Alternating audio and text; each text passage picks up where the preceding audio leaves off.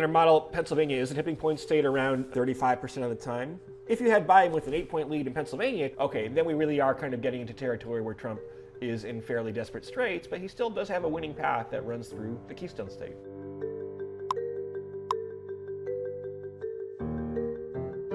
We have gotten some higher quality polls, Pennsylvania, and they still show a relatively tight race. I mean, they do show Biden leading, but like maybe by 4 or 5 points, which is not entirely comfortable. It's just barely bigger than the polling error there in 2016.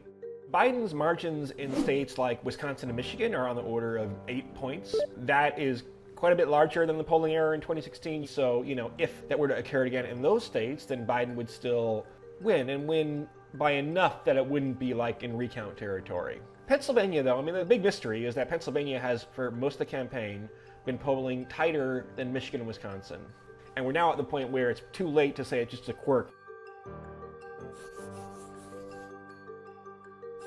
Pennsylvania is tricky because different counties have different rules for how they'll count ballots. Some counties will not count mail ballots, which are going to be probably very Democratic, until the end. Some won't even start counting them until Wednesday. And by the way, the Supreme Court has also ruled in Pennsylvania that you can get your ballot in after Election Day. So Pennsylvania will be maybe the last of the major states to definitively say what happened.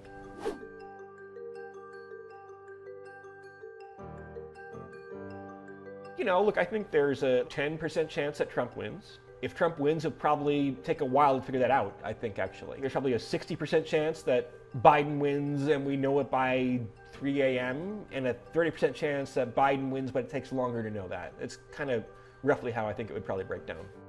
The talking point that, it's going to inevitably go to the Supreme Court, I think is closer to bullshit than reality, right? We model what's the chance within the recount margin in a state that would change the Electoral College outcome, and the chance of that is about 5%. I think a 5% chance of the court getting involved in the country today is a very serious chance that people have to look at carefully, right? At the same time, 5% is not inevitable. I mean, who knows?